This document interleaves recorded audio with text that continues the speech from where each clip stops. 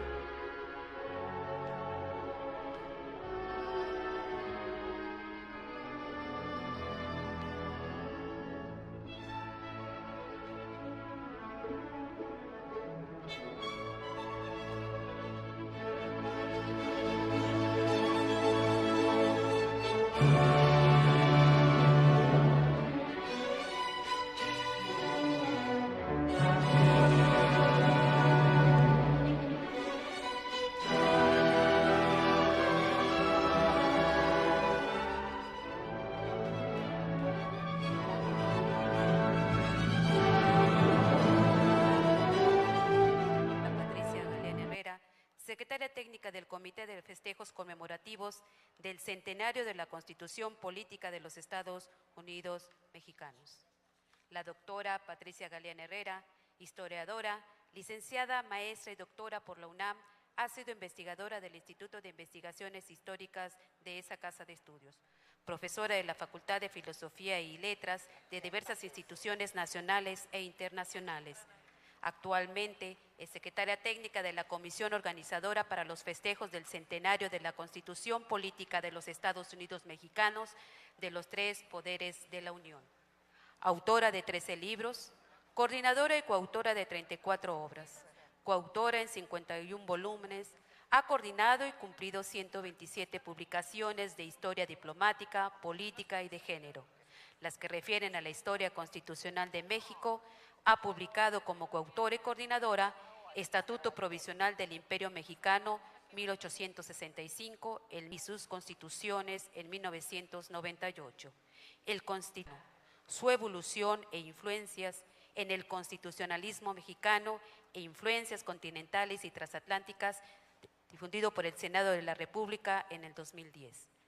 Es coordinadora de vigencia de la Constitución, Mujer y Constitución, editado por la Facultad de Derecho de la UNAM en 1998, así como Historia de las Instituciones Jurídicas, de 32 volúmenes, publicado por el Senado de la República en 2010. Es coautora de Derecho Constitucional de México, Marco Histórico, en las Constituciones de Canadá, los Estados Unidos de América y México, por Editorial Porrúa, UNAM 2003. El territorio en las Constituciones Políticas de México, en la integración del territorio en una idea de Estado, México y Brasil, 1821-1946. El impacto de la Constitución de Cádiz de México, en México. En el bicentenario de la Constitución de Cádiz, las ideas constitucionales de América Latina, publicado por el Senado de la República, la Universidad Autónoma de México, el Instituto Iberoamericano de Derecho Constitucional. Y las primeras constituciones de México, 1814 y 1824, un ejercicio de historia comparada en 36 jornadas de historia de Occidente, imperios y territorio y soberanía. Demos una cordial bienvenida a nuestra conferencista, doctora Patricia Galeana Herrera.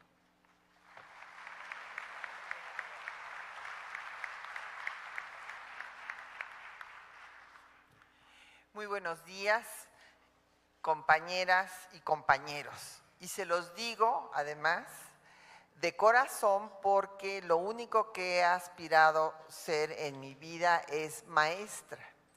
Así es que comparto con ustedes esa pasión, esa vocación por transmitir el conocimiento a las nuevas generaciones de mexicanos. Me da muchísimo gusto que este convenio que acabamos de firmar sea un convenio que ya está en marcha, que ya vamos a estar haciendo actividades, no se va a quedar nada más en el papel, sino que, bueno, pues esta conferencia y después seguirán otras más, son una muestra ya de nuestra colaboración, y acabo de comentar con la maestra Lucila que todas las actividades que hacemos en el instituto están a su disposición para que puedan ser transmitidas en su plataforma de Cente Vivo. Y de esta forma podamos llegar a las maestras y maestros que deseen, pues siento que es fundamental, que es el de la historia. Y en ese sentido se enfrenta en nuestro tiempo presente en que los jóvenes están reprobando historia, cosa que, como ustedes lo saben muy bien, no era frecuente antes prácticamente. En que los jóvenes están reprobando historia, cosa que, como ustedes lo saben muy bien, no era frecuente antes. Antes prácticamente todo mundo sacaba muy buenas calificaciones en historia, y ahora están con este rechazo a que son muchos nombres, muchas fechas que hay que memorizar, y entonces, bueno, pues tenemos que cambiar nuestra forma de enseñarles para que comprendan los procesos y que descubran que es un conocimiento fascinante. Y dentro del conocimiento de la historia, porque un pueblo sin historia es un pueblo sin memoria, es como una persona con Alzheimer que no sabe de dónde viene ni a dónde va, pierde su identidad. Pues dentro de este conocimiento de la historia, el conocimiento de la historia constitucional es fundamental también para entender el proceso de construcción del Estado mexicano y cómo se ha ido desarrollando a lo largo, en este caso, de los 100 años de vigencia de la Constitución de 1917. Pero no solamente vamos a celebrar la Constitución de 17, que es la que está en vigor, una de las constituciones que ha tenido mayor vida en el mundo, es una de las constituciones más longevas, pero no solamente eso, sino que es una constitución pionera en el mundo, la primera que acuñó los derechos sociales, porque decía yo que además de celebrar el centenario de la Constitución que nos rige, también estamos celebrando la Constitución de 1857. Justamente esa Constitución de 57 es la que fue reformada, don Venustiano Carranza así lo planteó, que se reformara a la Constitución de 57. Y la Constitución de 57 va a tener todas las garantías individuales de las que se incorporan a la Constitución. O sea que no podemos estudiar el contenido de la Constitución de 17 si no conocemos el contenido de la Constitución de 1857, cuyo sesquicentenario también celebraremos el próximo 5 de febrero del 2017. Entonces, en esta presentación, lo que quiero hacer es un recorrido sobre esta historia constitucional de México, de nuestro país. Sí se está viendo porque yo no la veo, entonces sí, ya está. Bueno, es importante recordar que nuestro país tuvo muy diversas constituciones en el proceso de construcción de su Estado nacional. De hecho, se planteó la dicotomía entre si la mejor organización para México sería una monarquía o una república desde la propia guerra insurgente. La línea republicana que dejó de mencionar a la monarquía y Morelos, que hizo posible que se diera a México la primera constitución, la de 1814, que es una constitución de lo más avanzada. Ustedes imaginen un puñado de constituyentes, 19 que prácticamente nunca estuvieron juntos, perseguidos por las tropas realistas a salto de mata, y lograron redactar 242 artículos perfectamente bien estructurados con su parte de principios, su parte orgánica y una constitución además muy superior a la Constitución de Cádiz de 1812. Porque la Constitución de Cádiz de 1812, entre otras cosas, no abolió la esclavitud ni la Inquisición, sino hasta 1800. Se toma la abolición de la esclavitud que había dado Hidalgo desde octubre en Valladolid de 1810. Fue México a la vanguardia de todo el continente en abolir la esclavitud. Solamente Haití lo hizo antes, en 1804.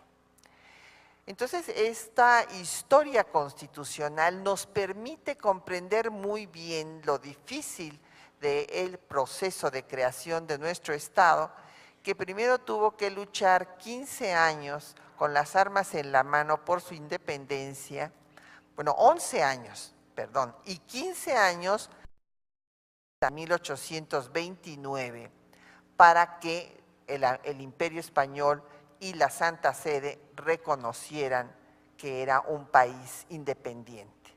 Y ese mismo año de 1836 empezó el conflicto con nuestros vecinos del norte porque se separa Texas, que va a ser el problema de sus límites, la causa de la invasión y conquista territorial del territorio nacional de 1846 a 48. Y antes ya Francia, fíjense el poco espacio que ustedes como maestros saben, hay de paz, sin conflictos internacionales, en un proceso que es una situación muy difícil.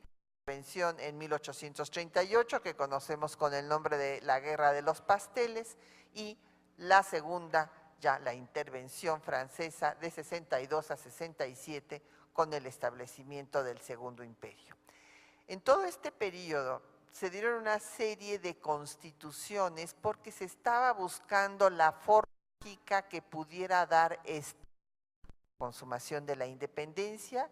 No logra hacer una constitución el Primer Imperio, pero sí un reglamento provisional del Primer Imperio. Cae este intento monarquista, pero no desaparece la idea de que la monarquía puede ser la solución para lograr un gobierno fuerte que le haga frente al acoso internacional por la posición geoestratégica privilegiada de nuestro país. Cae este efímero imperio que dura menos de un año, viene el triunfo de la República Federal en 1824, pero hay quienes consideran que el sistema centralista unitario es mejor, y entonces en 36 tenemos una constitución centralista, en 43 otra segunda constitución centralista que le quita un consejo de notables que limitaban a don Antonio López de Santana en sus poderes, y por eso se hace la Constitución de 43, y en 47 se restablece la Constitución de 24. Fíjense ustedes todos los cambios, cada cambio político se pensaba que se podía solucionar con una nueva Constitución. Es más, no hubo plan que no planteara que al triunfo del movimiento convocaría a un Congreso Constituyente. Finalmente llega la tercera generación de liberales al poder, después de acabar con la era santanista, con la revolución de Ayutla.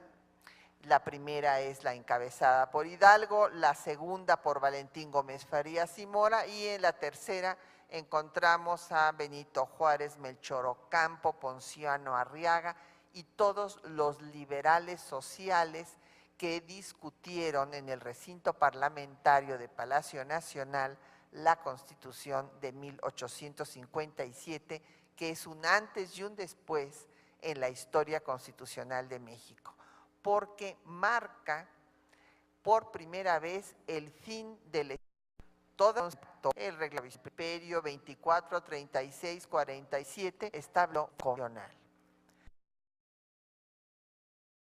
Sobre el eclesiástico es la Constitución de 57.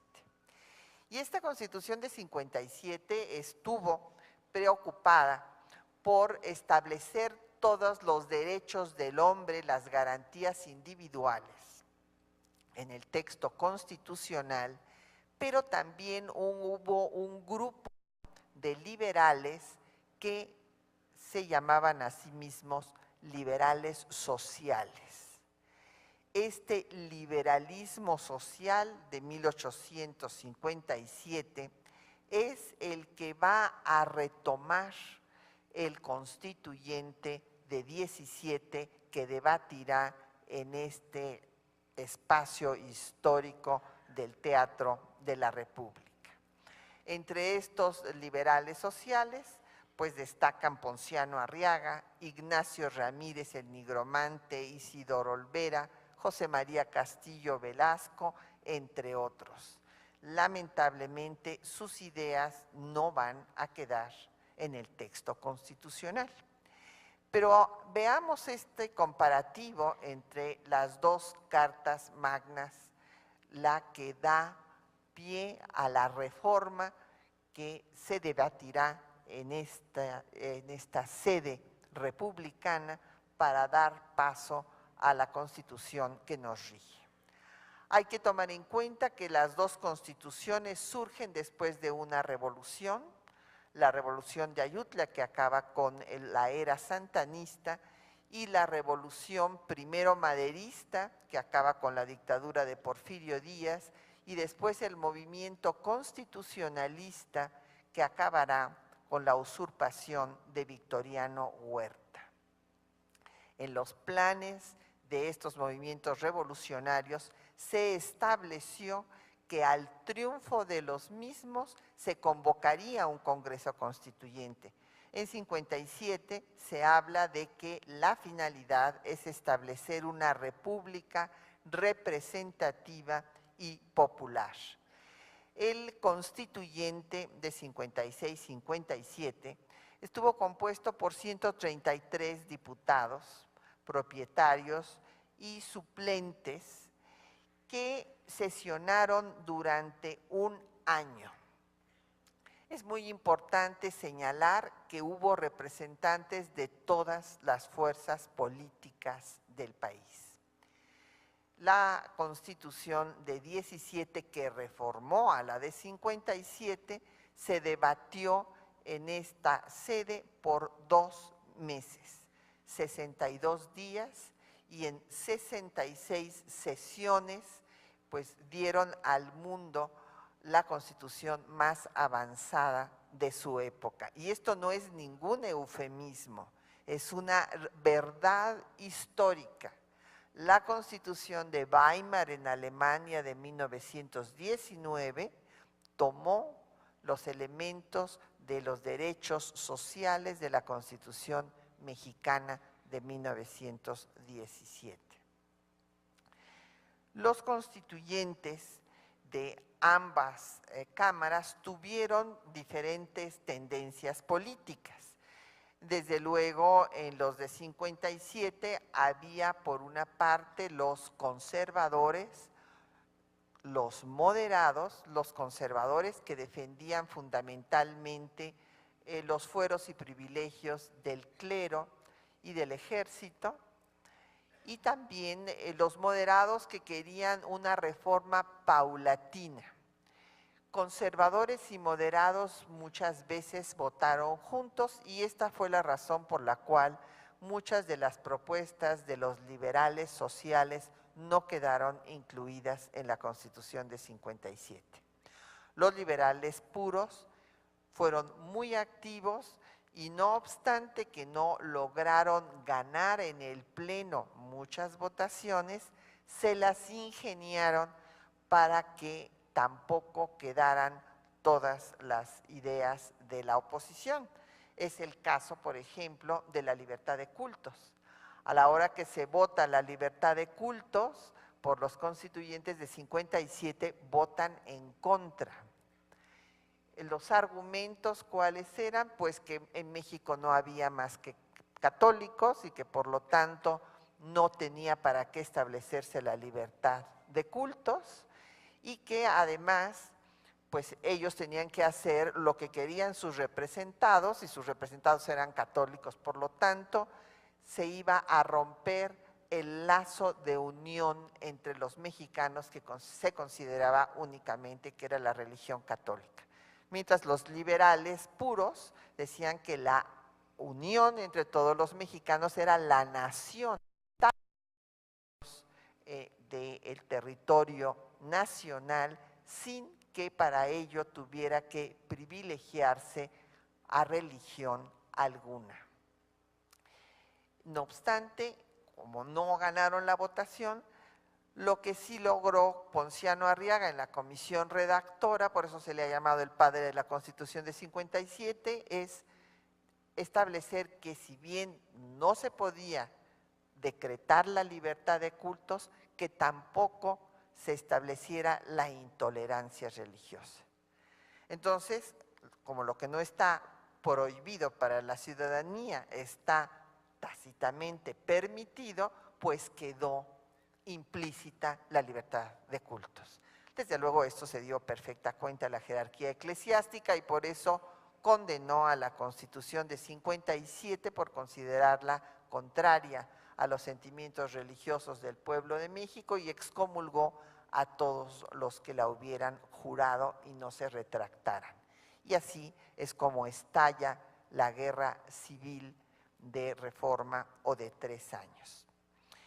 En el constituyente de 17 hubo el grupo también de los renovadores, que eran los más cercanos a don Venustiano Carranza, que querían también medidas moderadas y que querían que muchas de las leyes, por ejemplo, de los artículos sobre el trabajo, sobre la educación, por ejemplo, también va a haber un gran debate, que yo sé que ese tema les interesa en particular, y sobre la propiedad de la tierra, que deberían de quedar en leyes secundarias y no ponerse en la Constitución.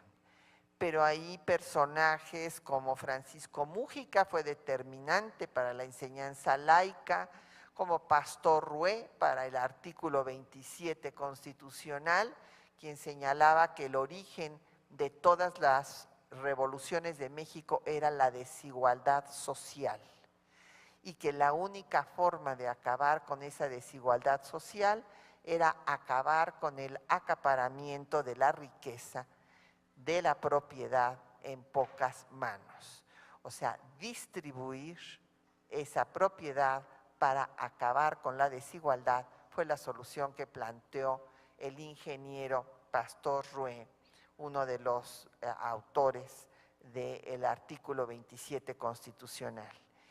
Y Heriberto Jara, sobreviviente de la represión que la dictadura porfirista hizo a los trabajadores de Río Blanco cuando exigían mejores condiciones de trabajo, pues fue uno de los defensores del artículo 123.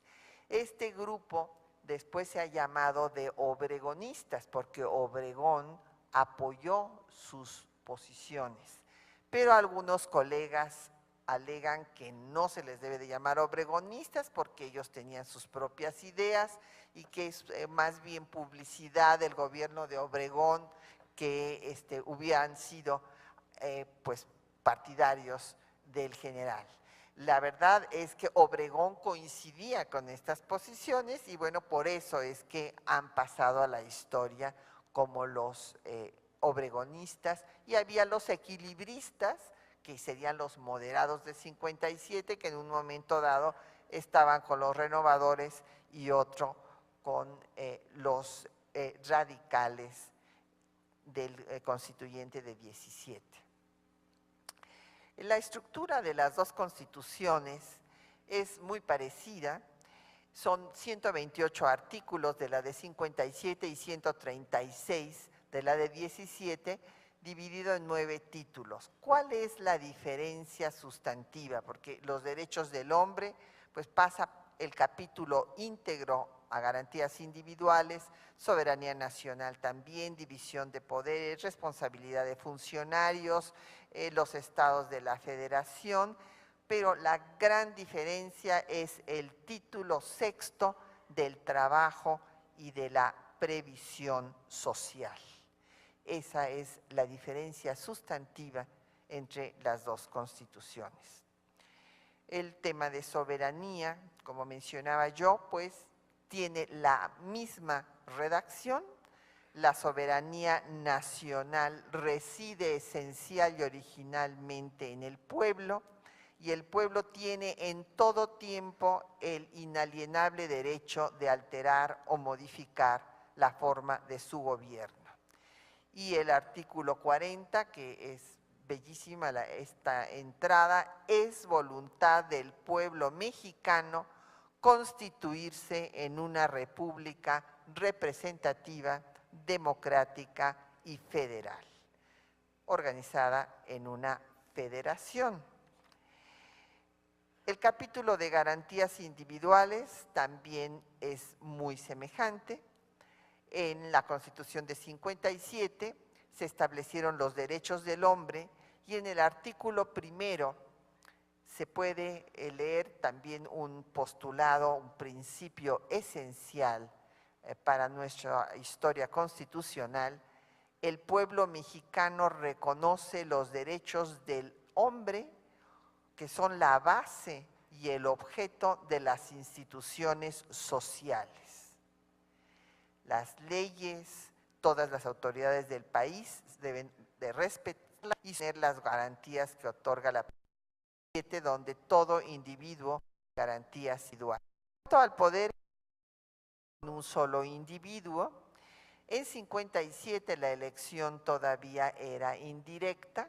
El gran cambio, desde luego, era directa. Todavía Madero fue electo en forma indirecta y es Francisco Madero el que manda la iniciativa para que se establezca el sufragio efectivo, no reelección, o sea, el voto directo. La presidencia originalmente en las dos constituciones se establece de 4 años y en 57, si faltaba el jefe del Ejecutivo, su lugar sería ocupado por el presidente de la Suprema Corte de Justicia de la Nación.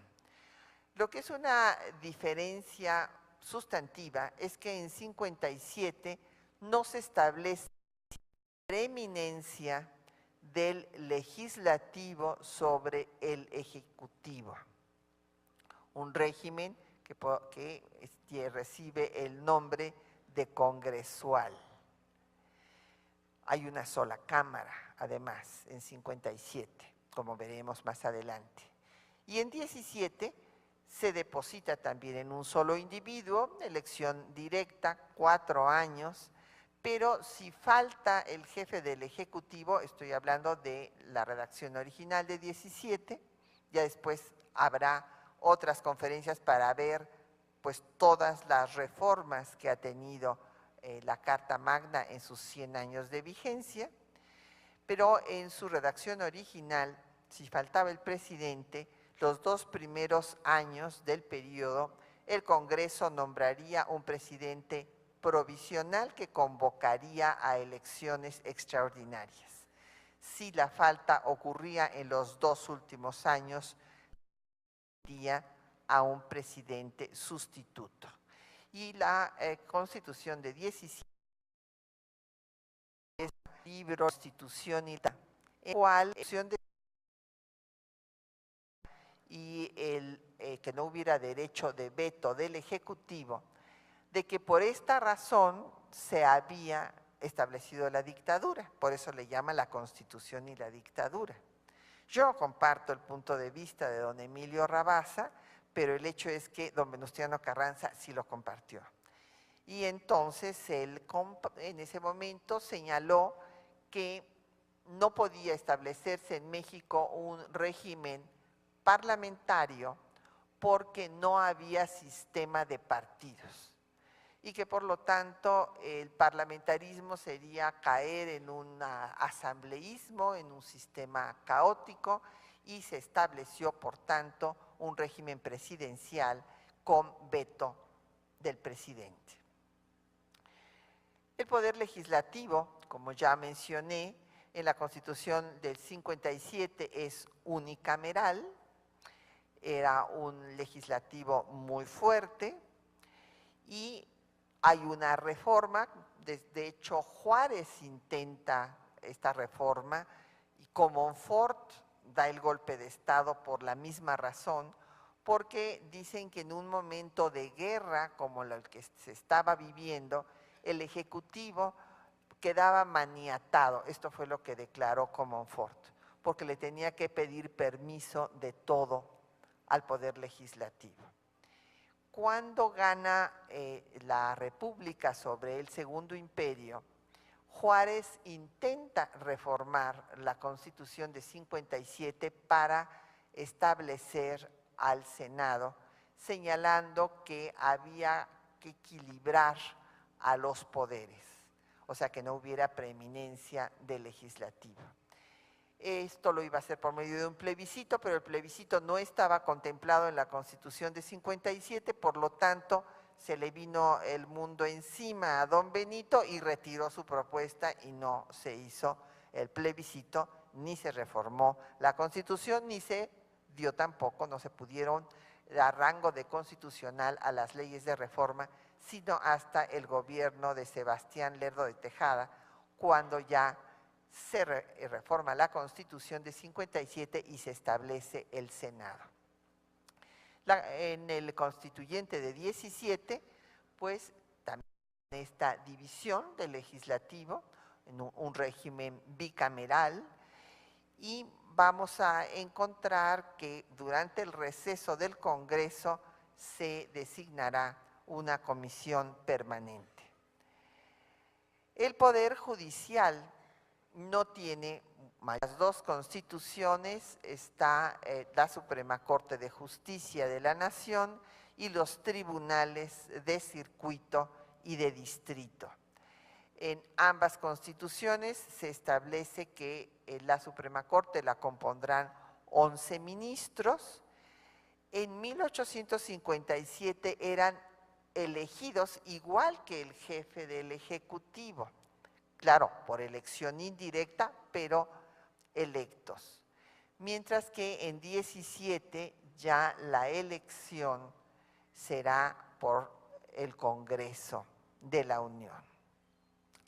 En 57 el cargo de ministro es renunciable por causa grave y esto queda igual en el inicio de la Constitución de 17. El tema de reformas constitucionales. En la Constitución de 17 se ratifica lo que había sido una novedad de la Constitución de 57, para que no hubiera una nueva Constitución, cada pues diferente grupo político que derrocaba al que estaba en turno, etcétera, se plantea la posibilidad de que la Constitución sea reformada. Esta es una novedad de 57, por eso 57 pues va a ser ya desde que triunfe la República sobre el Imperio en 67, la Constitución de 57 estará en vigor hasta que sea reformada por el Constituyente de 17. Pero no hay ya nuevos proyectos de Constitución porque la Constitución puede ser reformada. Desde luego se requiere el voto de 2/3 partes de los miembros del Congreso y más de la mitad de las legislaturas.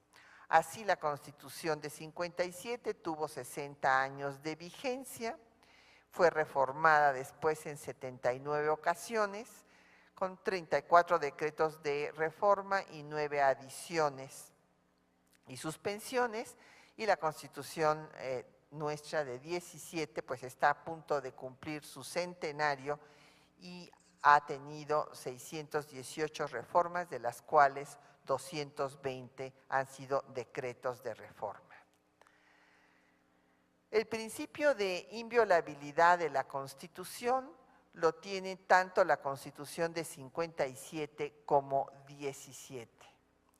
En el artículo 136, y esto fue lo que le permitió sobrevivir a la Constitución de 57, a una guerra civil y a una ocupación extranjera, la más larga que ha vivido nuestro país en su historia, y que la Constitución de 57 volviera a estar en vigor sin necesidad de hacer un nuevo constituyente o una nueva constitución, porque dice textualmente en el artículo 123 que si hay alguna rebelión se interrumpe su observancia, pero en tanto que vuelva la paz, vuelve la observancia de la Constitución. El sistema electoral pues fue un sistema, ya dije, primero indirecto en 57 y pues en 17, por iniciativa del presidente Madero, se establece no solo la elección indirecta, o sea, el sufragio efectivo, sino la no reelección. Y ahora llegamos a un tema central para la vida nacional, el de la educación. En 57 hubo un gran debate sobre la educación y también se buscó que la educación, hubo quien la planteara, fuera laica en cuanto a que las instituciones religiosas no pudieran impartirla.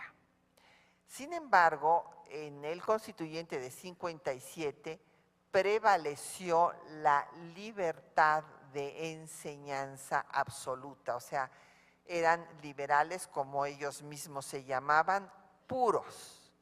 Entonces señalaban que un liberal puro pues no podía prohibir nada y por lo tanto había libertad de enseñanza.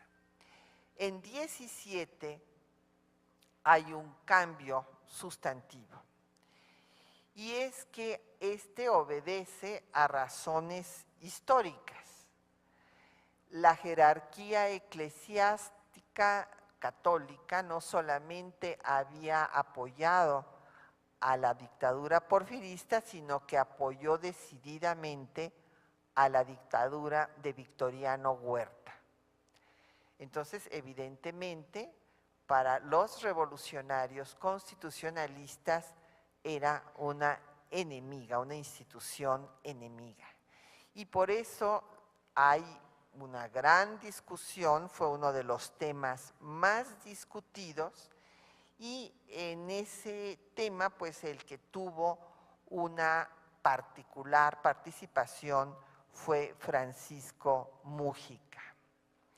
Él habló de la necesidad de una educación científica, laica, gratuita y obligatoria en la célebre votación que se dio en este recinto un 16 de diciembre de 1916, con 99 votos a favor y solo 58 en contra. Ahí está el texto del artículo 3 original. La enseñanza es libre, pero será laica la que se imparta en los establecimientos oficiales. Lo mismo que la enseñanza primaria, elemental y superior que se imparta en los establecimientos particulares. Ninguna corporación religiosa ni ministro de algún culto podrán establecer o dirigir escuelas de instrucción primaria. En los establecimientos oficiales se impartirá gratuitamente la enseñanza. Y me gustaría leer también las palabras de Francisco Múgica en esa célebre sesión, donde dijo: señores diputados, estamos en el momento más solemne de la revolución. Ningún momento, señores, de lo que ha pasado en la revolución ha sido tan grande, tan palpitante, tan solemne como el momento en que el Congreso Constituyente, aquí reunido, trata de discutir el artículo 3 de la Constitución Política de los Estados Unidos Mexicanos.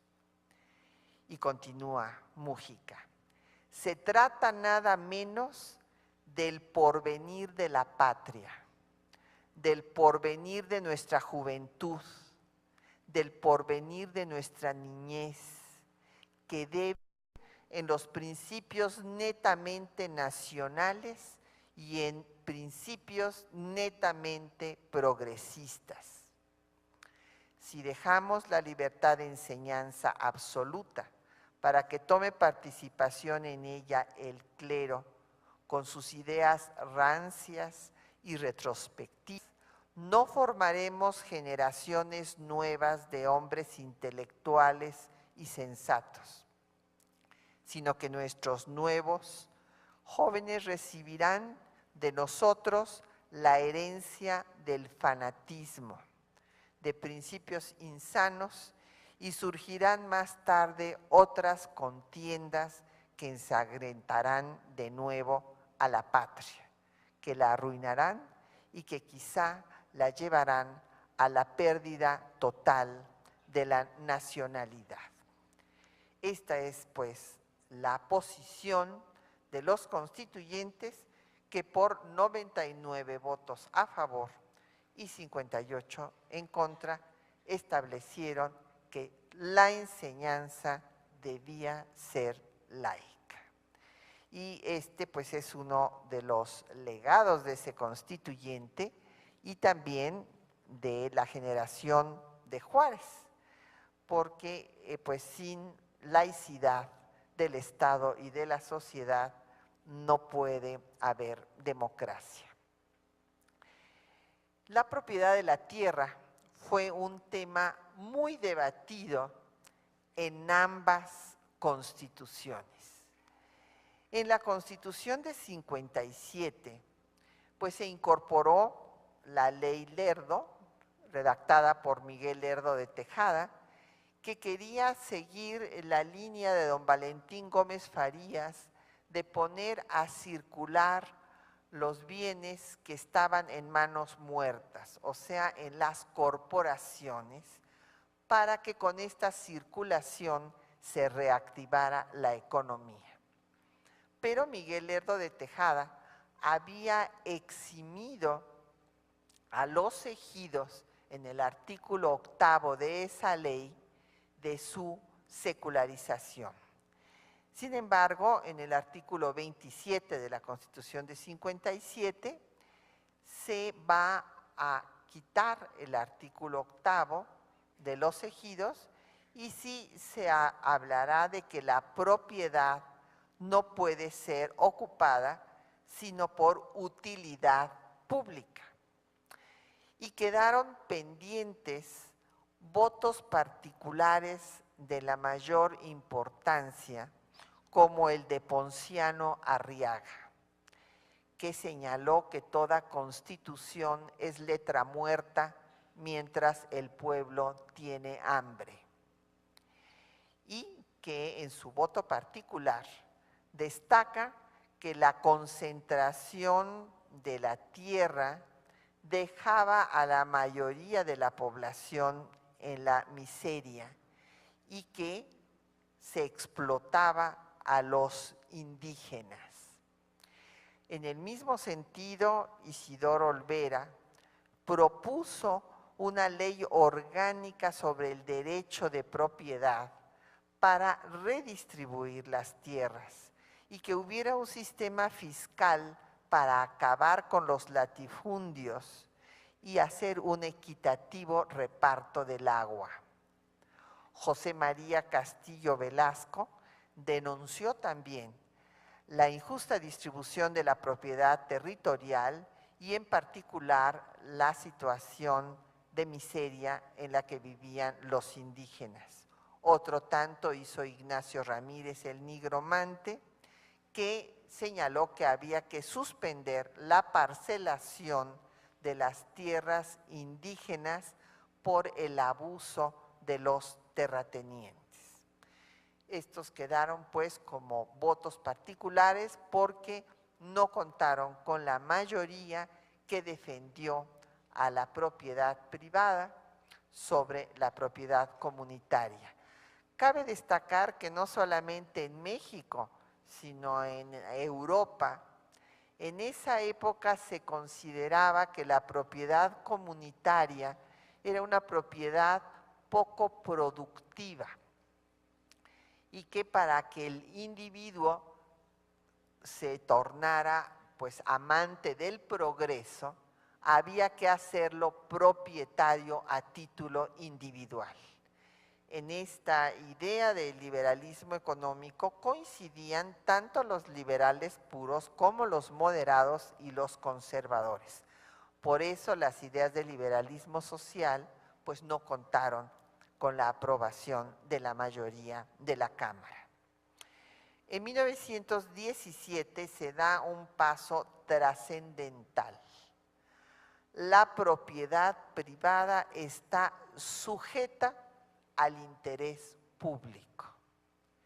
Esto hace la diferencia con la Constitución de 57, es donde se retoman las ideas de Arriaga, Olvera, Castillo Velasco y el Nigromante que habían quedado pendientes.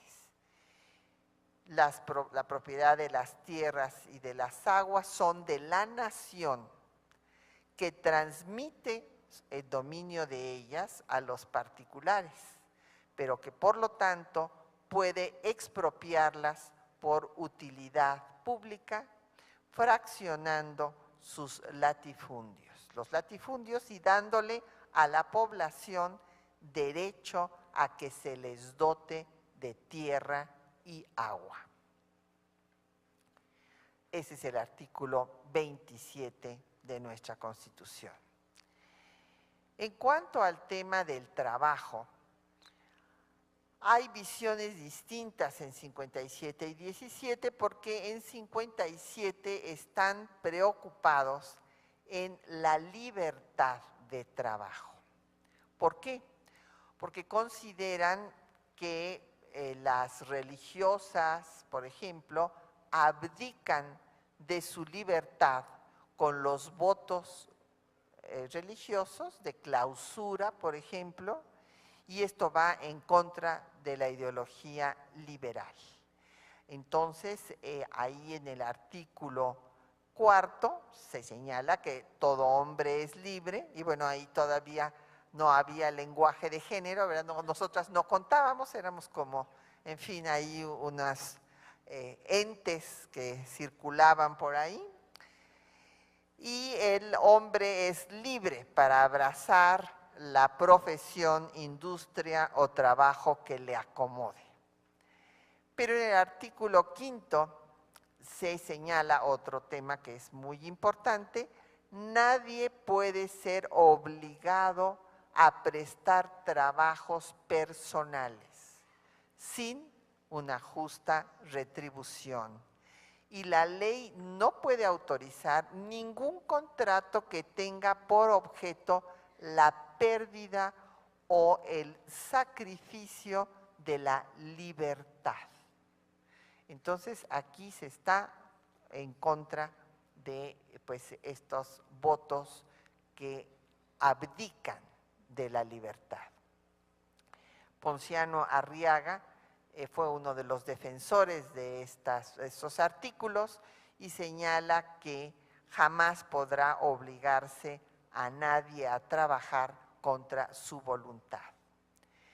En el constituyente de 17 son otras las preocupaciones, ya no es la libertad de la persona humana para que no abdique por votos religiosos y haga trabajos el resto de sus días, sino que de lo que se trata es de dar los derechos a los trabajadores.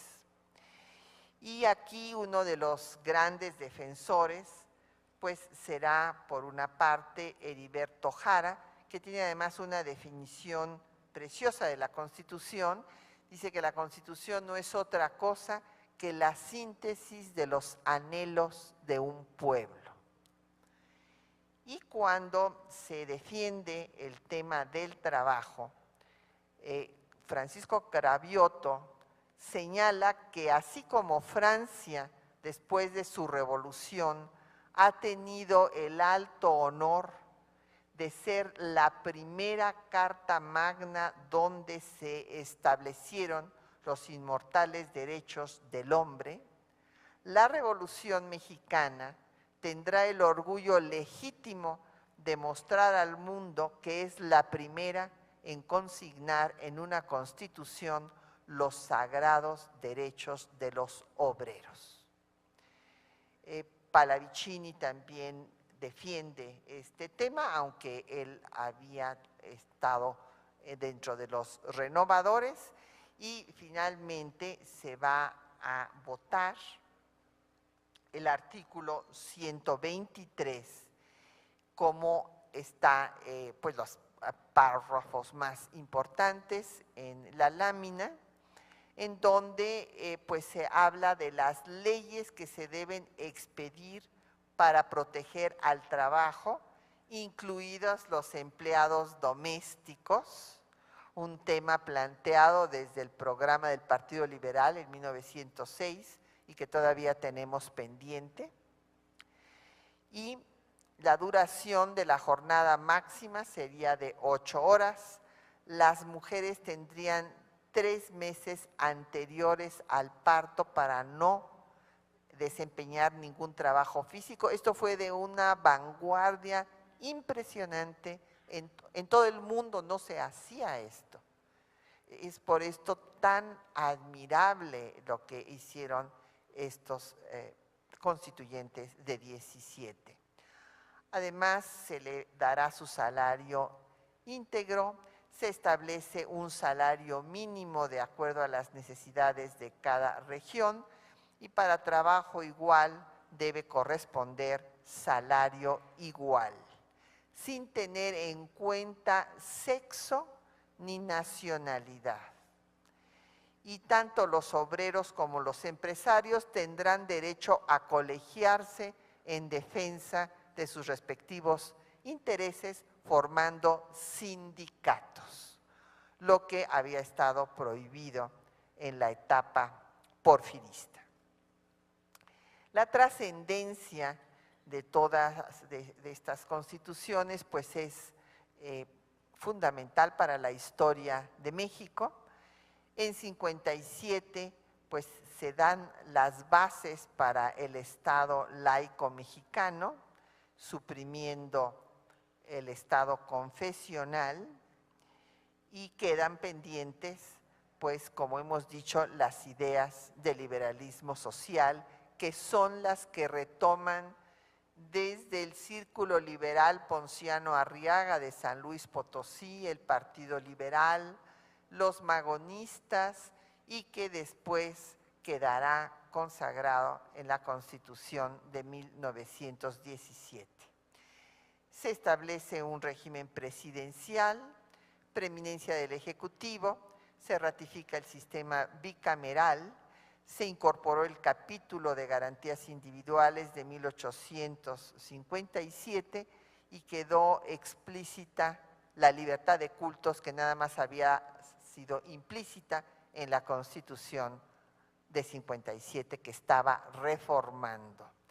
Y el capítulo de derechos sociales que tendrá una trascendencia internacional. Maestro Trueba Urbina, las constituciones posteriores al Tratado de Versalles, que termina la Primera Guerra Mundial, van a tomar como referencia la Constitución mexicana, que incorpora por vez primera los derechos de la colectividad.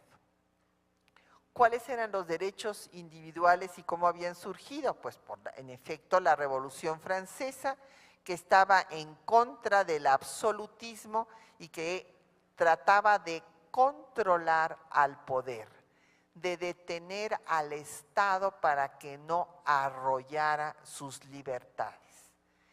Pero ¿qué es lo que establece la Constitución mexicana de 1917? Establece al Estado social benefactor. Estado, tú tienes que garantizar los derechos del colectivo de trabajadores del campo y de la ciudad.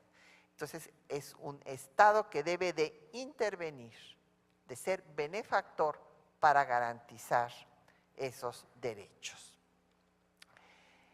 El presidente Carranza, al jurar esta Constitución, y aquí cabe destacar que aun cuando él había presentado un proyecto moderado, respetó la libertad de los constituyentes que fueron más allá de lo que él había presentado y, bueno, pues en el momento que concluyen los trabajos del constituyente, señaló: las reformas que esta honorable asamblea realizó hoy en las instituciones políticas del pueblo mexicano, expresadas por un sentimiento de alto patriotismo y de profundo conocimiento de las necesidades que han afligido a la nación, nos permitirán hacer en lo futuro un ensayo sincero, honrado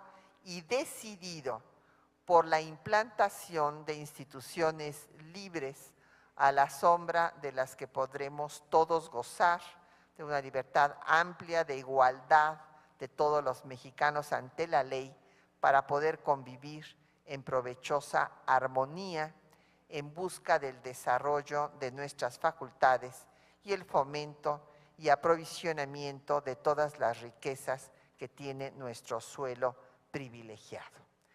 Pues así concluyó un proceso que había iniciado, de hecho, con las huelgas de Cananea y Río Blanco al inicio del siglo XX y que lograron culminar en un texto constitucional que incorporó las demandas del proceso revolucionario. Nos es necesario conocer la historia que nos constituye como nación, precisamente porque esta historia nos da luces para comprender nuestro presente, para actuar en él y plantear un futuro mejor.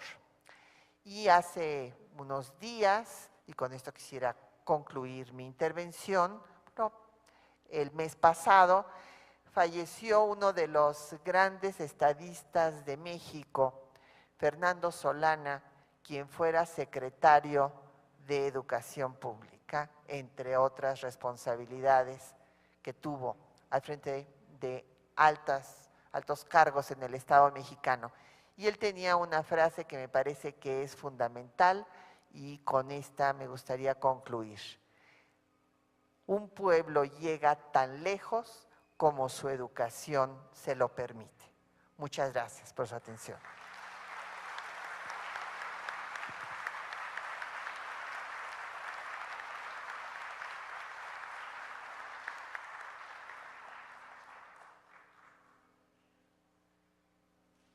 Agradecemos la participación de la doctora Patricia Galeana Herrera y por esta extraordinaria conferencia que el día de hoy impartió.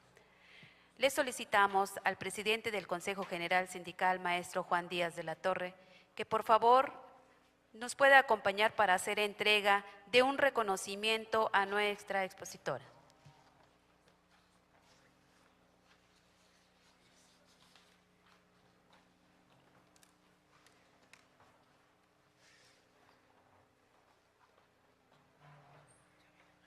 Se le hace entrega de un reconocimiento de participación por su conferencia impartida en este evento, de manos de nuestro presidente del Consejo General Sindical.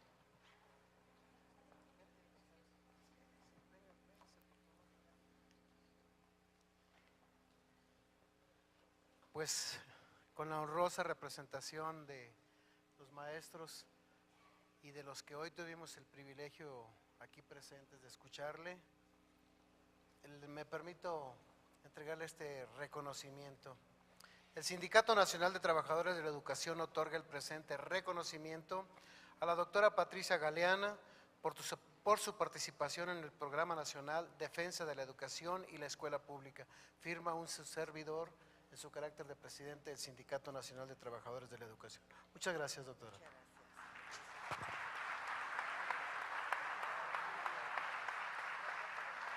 De igual manera, se le hace entrega del presente institucional de nuestra organización sindical. Si te parece primero que no, este lo voy a dejar aquí.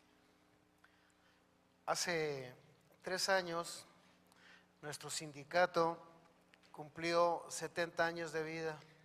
Convocamos a un concurso nacional, un certamen, y a que los maestros decidieran cuál podría ser el símbolo que representara estos 70 años. Lo ganó el concurso una compañera de la sección 35 de La Laguna, y lo mandamos a hacer en estas litografías. Son 7 aros, son 7 décadas que reivindican los principios en cada uno de ellos de nuestro sindicato. Me da mucho gusto entregarle a nombre de ellos este reconocimiento. Ojalá y lo tenga por ahí en un lugar especial, doctora. Muchas gracias. Pero además, perdóneme porque el evento es de usted, pero en el Teatro Juárez de Guanajuato, que tiene similar grandiosidad que hace apenas unas semanas entregamos al doctor Diego Valadez, un constitucionalista extraordinario que nos deleitó con una conferencia, una litografía similar a esta. Y para quien no lo sepa, la doctora y el doctor Valadez son esposos. Entonces, discúlpeme por favor, lo ponemos aquí y ahorita que alguien se lo lleve. Gracias. Así ya cada quien tiene el suyo. Asimismo, le hace entrega del compendio de la obra editorial El Elogio de la Educación, Consejo de Mentes Brillantes. La editorial Benito Juárez del Magisterio, estamos haciendo visible el trabajo de los maestros, la obra de los maestros, la obra literaria, y al mismo tiempo tenemos esta colección que hemos llamado El Elogio de la Educación, Consejo de Mentes Brillantes, que son 10 lecciones que grandes personajes del mundo nos han hecho el favor de hacer para los maestros: Giovanni Sartori, Baltasar Garzón, Mario Vargas Llosa, Luisa Valenzuela, Sergio Ramírez. Me da un profundo placer entregárselo también, estoy seguro que los va a degustar y le agradezco mucho nuevamente. ¿Esto qué es? Y esa es la entrega de… Ese es el certificado. Es una carta de parte de la sección sindical agradeciendo la participación de nuestra conferencista en este evento. Bueno, además de darles las gracias, porque de veras estoy emocionada de estar en este sitio histórico y con todas y todos ustedes. decirles que la docencia ha sido para mí la mayor satisfacción de mi vida y que iniciamos en el Instituto Nacional de Estudios Históricos de las Revoluciones de México una colección que se llama Las Maestras de México, sin agraviar de ninguna manera a los maestros, pero hay muchas biografías de maestras normalistas a lo largo de nuestra historia que estamos recuperando. Entonces les invitamos a que dentro de este convenio podamos seguir haciendo este ciclo. Muchísimas gracias otra vez. Muchísimas gracias. Y de esta manera damos por concluido este evento, agradeciendo a todos su asistencia y a quienes a través de CENTE en Vivo siguieron esta transmisión. A todos ustedes, buenas tardes.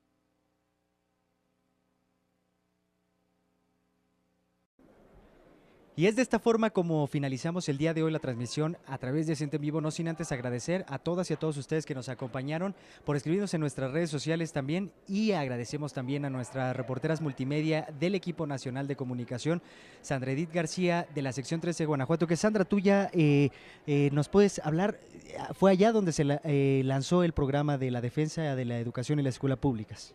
Así es, Fer, en las instalaciones del Teatro Juárez de la ciudad de Guanajuato, allá dio arranque este programa para la conmemoración de la promulgación de nuestra Constitución. Así es, pues un saludo a Guanajuato y por supuesto a Leslie. Muchas gracias, Leslie, por estar con nosotros el día de hoy a través de CENTE en Vivo. Muchas gracias, Fer, muchas gracias, Sandra, y muchas gracias a todo el auditorio que nos estuvo siguiendo a través de nuestra plataforma CENTE en Vivo. Recordarles que pues vengan a visitar Querétaro y si tienen oportunidad vengan a visitar aquí el Teatro de la República, que está abierto al público y pues nada, está súper bonito y no se lo pierdan, visítenos y muchísimas gracias. Nos vemos, ya saben, estamos en la siguiente ocasión en la que nos veamos, estamos unidos en una sola señal a través de CENTE en Vivo.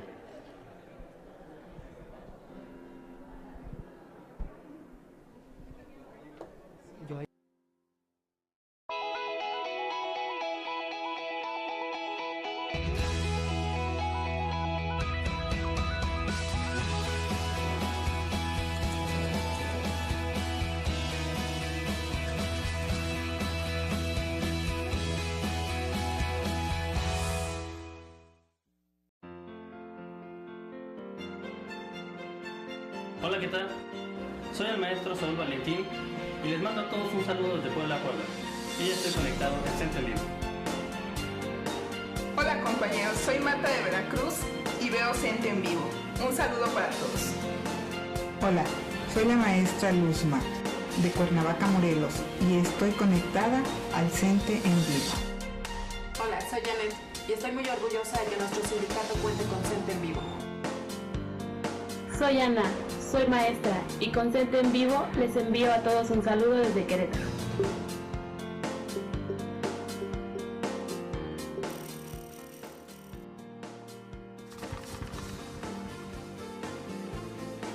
CENTE en Vivo, unidos en una sola señal.